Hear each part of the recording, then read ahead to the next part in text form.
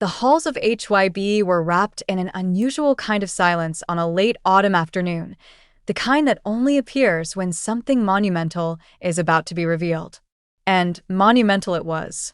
Jin of BTS, Kim Seokjin, had officially shattered multiple global records with his second mini-album Echo and its chart-topping title track, Don't Say You Love Me. It was one of the most explosive solo comebacks in K-pop history. Yet among all the celebration, one reaction stood out. Bang Sihuk, the founder of HYBE and the man who first recognized Jin's star potential, found himself unable to hide his emotion. The journey to this moment was anything but ordinary. After completing his military service in 2024, Jin returned to the industry with a quiet determination many underestimated.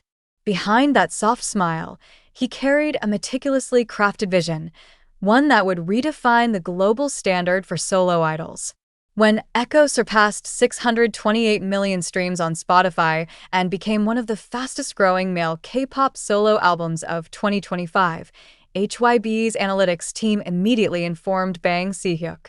Witnesses described his reaction as silent at first, then overwhelmingly emotional, a rare sight for a CEO known for his composure. "It's Jin's era," Bang reportedly said, his voice cracking slightly as he reviewed the global numbers.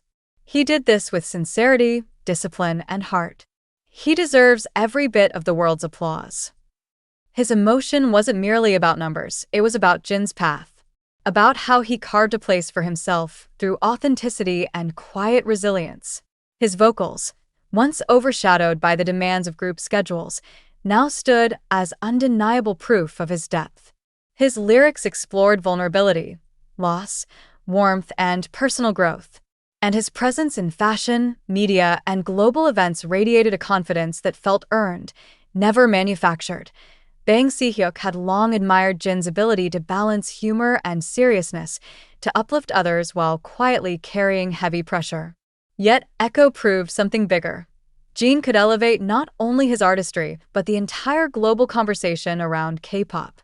As luxury brands like Gucci, Fred Jewelry, Laneige, and Jin Ramen lined up to secure him as ambassador, analysts described him as a marketing phenomenon, someone whose mere presence increased brand trust and drove massive sales. Some Korean outlets even nicknamed him the law of advertising physics, referring to how every brand he touches seems to shift the market.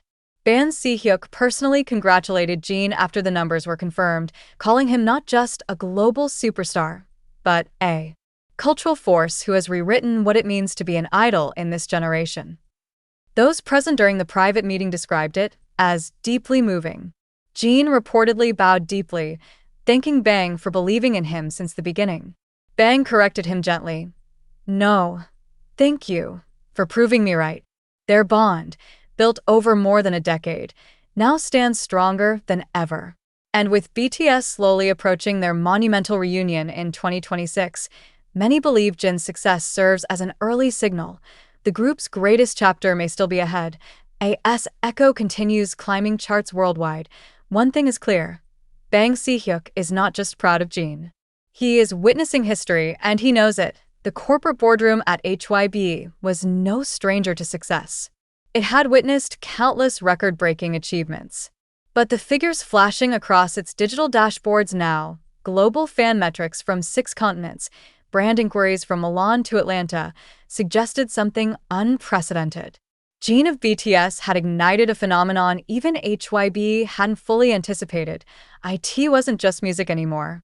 It was a movement, a strategy, a legacy. The man who once believed in a quiet university student with a silver voice now found himself reacting not to a project, but to a force of nature. And in a rare internal message that quickly spread among staff, Bang reportedly wrote, "Jin is not just writing history, he's rewriting how we think about artist autonomy, brand value, and fan connection. We are not leading this story. He is." Jin's artistic decisions, such as shifting from massive visual spectacles to intimate, vocal-driven concerts, were not just creative choices. They were seismic. They moved fans to tears. They inspired academic write-ups on authenticity in celebrity branding. They even prompted Gucci executives to fly privately to Korea to witness what they called the Jin effect. Jin had rejected multiple ambassador offers, not out of arrogance, but precision. In one strategy call, Bang Sihuk reportedly said he turned them down not because they weren't big enough, but because they weren't meaningful enough. When Jin accepted Gucci, it wasn't for the paycheck. It was for legacy, creative freedom, and artistic alignment. From the moment Don't Say You Love Me was released, critics worldwide praised its emotional resonance. HYBE's stock ticked upward. Forbes began referring to Jin as the new global face of male K-pop. Bang reportedly confided to an executive, "We always knew Jin was a star.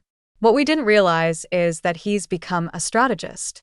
From shaping merchandise narratives to curating concert emotional arcs, Jin created a model driven not by hype, but by heart. Behind closed doors, his meetings with Bang Si-hyuk have reportedly become more frequent, not to negotiate control, but to collaborate. One employee described Jin as part idol, part boardroom strategist. Fans noticed the shift too.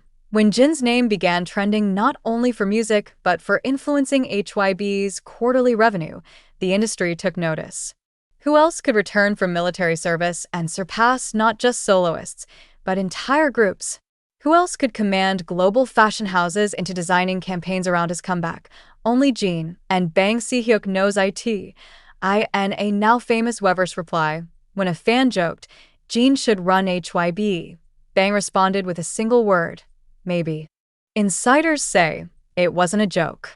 It was foreshadowing, with new Gucci campaigns on the way and whispers of a future digital project, possibly blending AI, VR, and narrative storytelling. HYBE is reportedly restructuring internal systems around Jin's creative model. Bang Si-hyuk has been quoted in meetings saying, "We must think the way Jin thinks, not just for the next hit, but for the next 10 years." The trust between them is unprecedented and deserved. What comes next may be even bigger. Sources say Jin is preparing a collaboration with a global film or tech visionary, something that could blur the boundaries between music, fashion, narrative, and interactive art. But more than the projects, Jin represents a cultural shift, a move toward legacy over virality, emotion over spectacle, autonomy over tradition. And Bang Si-hyuk is witnessing it all, not as a puppet master, but as a partner. Perhaps the most unexpected partnership in K-pop right now isn't between Jin and Gucci. It's between Jin and Bang Si-hyuk, and it may change everything.